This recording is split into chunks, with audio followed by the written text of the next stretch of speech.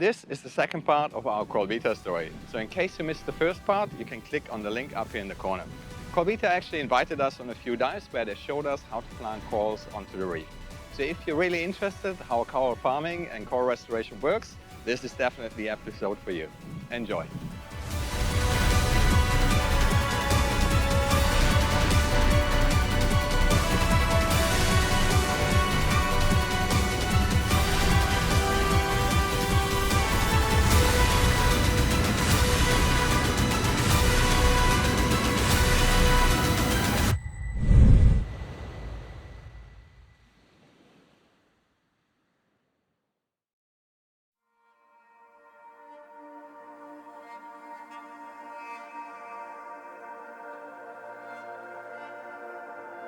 In the first episode of the Coral Vita story, we introduced the founders Sam and Gator, who told the story on how everything started, how their unique approach to the necessary scaling of coral farming works, and Amir explained the basics of their new system. This time we went out on 2 dives with Nick, Gator, Tariq, Joe, Katie, and Sam.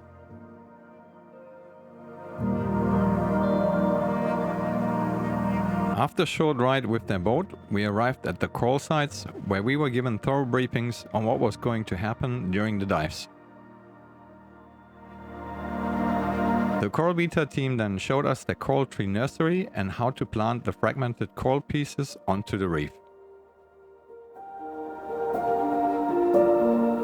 They grew those coral fragments in their lab to make them more resilient so they can withstand the changing conditions on the reef that are mainly caused by the rising sea temperatures, acidifications of the oceans, and pollutants that accumulate in the sea.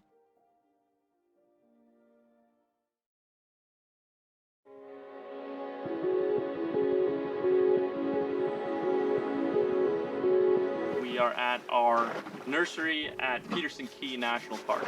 So we have a tree nursery here where we do the traditional kind of coral farming where we hang the fast-growing species, the Staghorns and the Elkhorns, on these PVC trees, let them grow right here in the ocean until they're large enough and mature to plant back into the reef.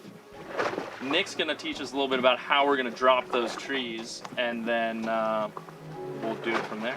So yeah, in a second we're going to drive over the nursery site, and I'm going to try and pick a spot where there's no other trees, and when I find a nice sandy area I'm going to tell Tariq and Gator to throw the block in the water and the tree after that with some floats.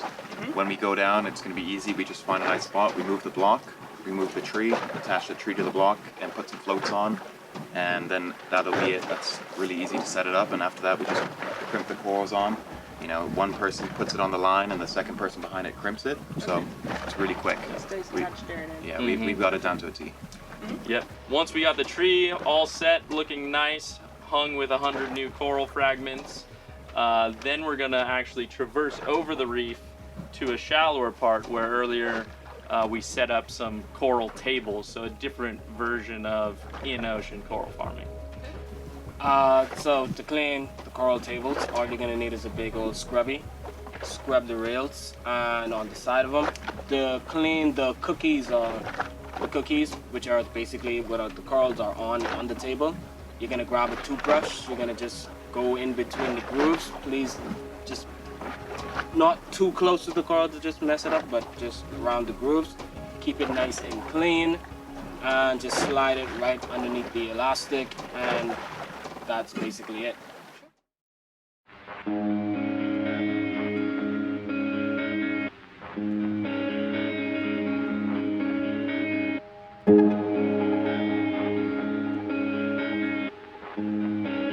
After a short swim underwater, we arrive at the coral tree site.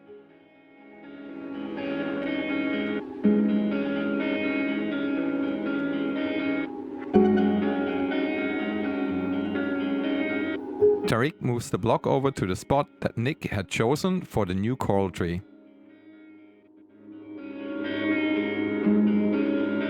They quickly secure the tree to the block, attach the floats and fill them with air so the tree rises up and becomes buoyant.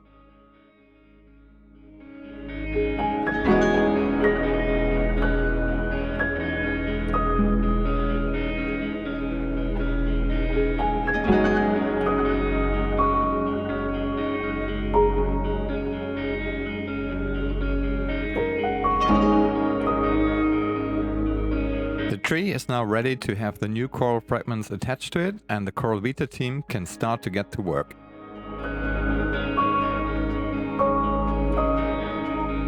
Sophie is eager to help out with attaching the coral fragments to the coral tree.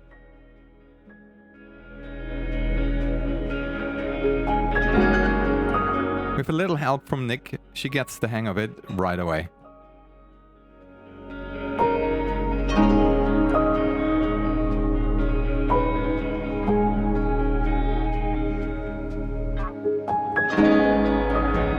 It is important to get the spacing between the coral fragments right, so they don't bash into each other and get damaged.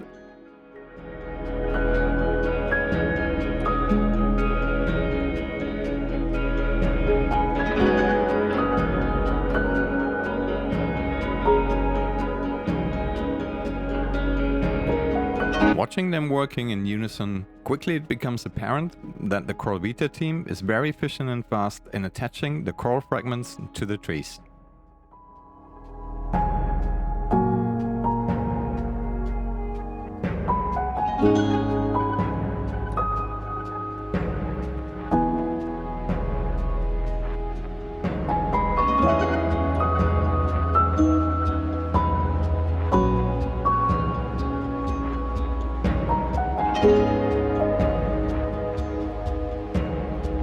After just 20 minutes, they get the work done and all 100 coral fragments are attached to the tree.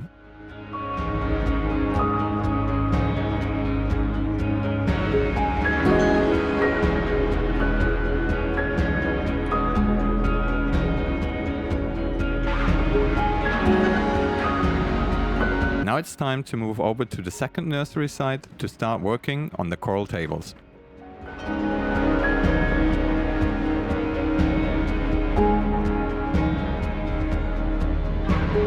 The nursery site with the coral tables is only a 5-minute swim away from the coral tree site. After traversing the shallow reef in between the two locations, we arrive at the coral tables.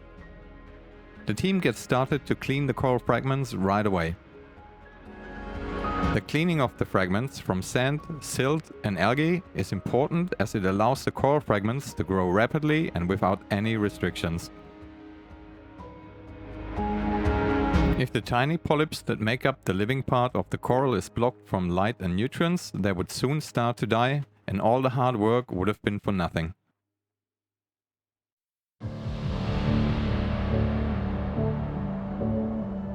So we're here at our first site of the day, Rainbow Reef. We'll be diving in less than 15 feet of water, and we are here to deploy some corals that are microfragments that are on plugs. Today we'll be going out. Joe will be handling the drill. He'll be drilling holes in the actual reef structure.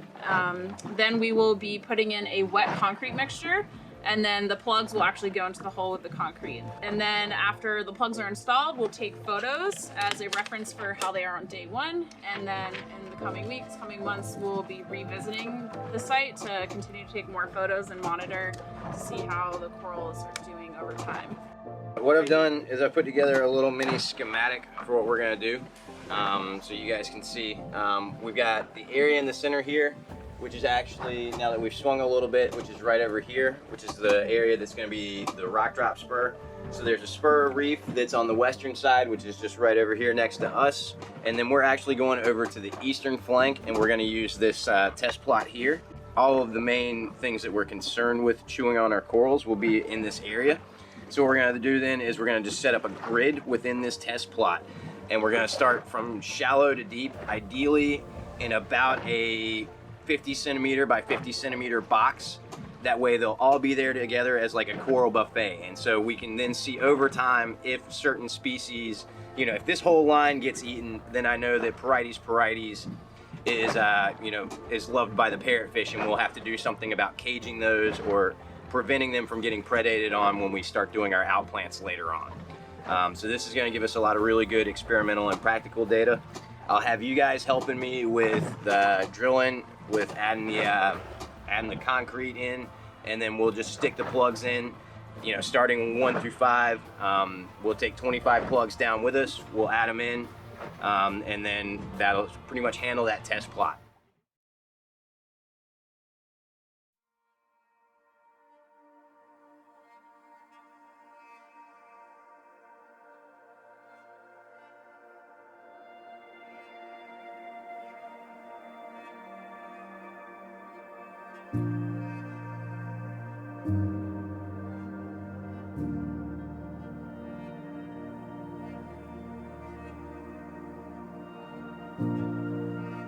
Our dive over to the test site brings us along a very nice patch of reef.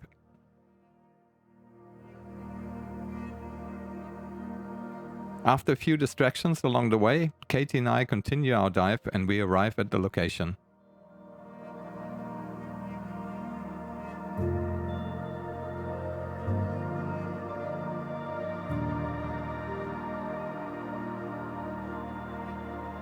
Sam and Joe start to clean the small test plot of any debris and algae. With the helping hand of Katie, the cleaning is done quite fast.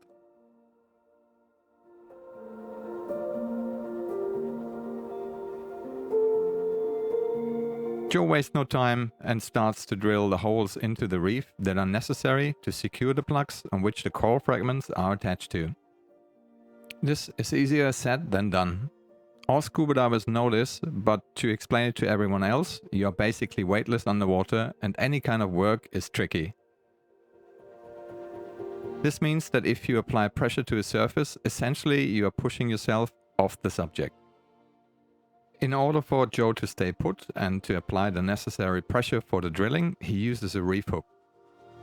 It's the blue strap that he holds onto during the drilling and which, like the name suggests, has a hook at the other end that is secured onto the reef. Drilling the 25 holes necessary for the experiment is a long and hard process. So having a lot of experience, Joe gets this job done quickly and professionally. Now the team can get started to plant the coral fragments. In order to secure them, first the cement needs to be squeezed into the new holes, and then the plugs with the coral fragments can be secured onto the reef.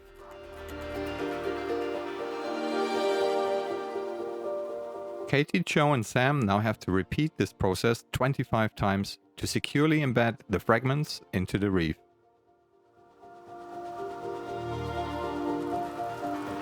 Like Gator, Tariq and Nick on the other dive, they get their work done swiftly and skillfully. In general, the dives that Coral Vita allowed us to join were conducted in a very professional manner, and it shows the professionalism and experience of all of them. As planned before the dive, all the plugs were secured onto the reef, and this meant that the basis for Joe's new test was created successfully.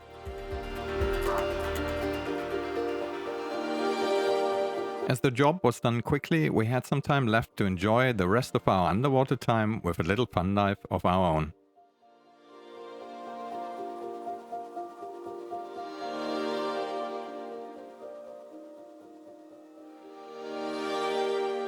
Thank you, Coral Vita, for inviting us along to film your organization, and we wish you best of luck for your mission to succeed.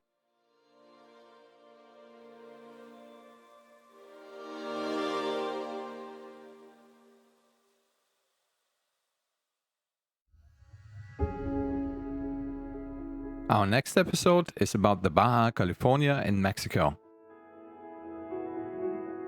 Mexico is doing a lot of conservation work and has set up many national parks along its shorelines. We find ourselves between dolphins, marlins and sea lions hunting down their prey and dive with a school of mobilas over 100 strong. A special thanks also to our friend Dominic Gayson, who made all of this possible.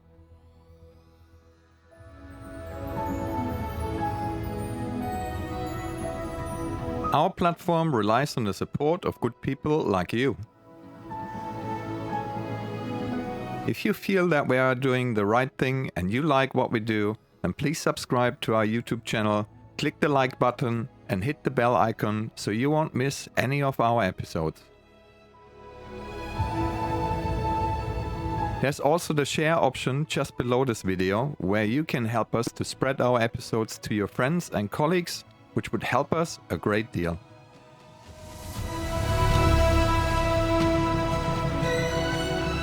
Please also leave your comment below and let us know what you think. We value your opinion and we will listen to what you have to say. If you want to make a really big difference and keep the Oceans project going, we would welcome your ongoing support as one of our patrons. The link to our Patreon is in the description below.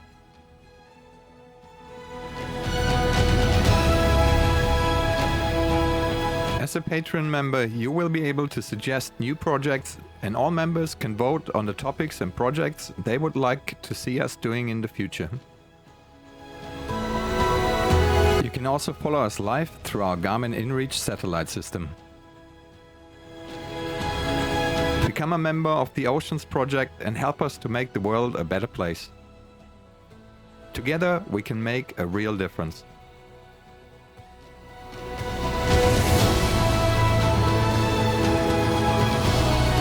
Thank you for watching, and we hope to see you back here on our channel soon.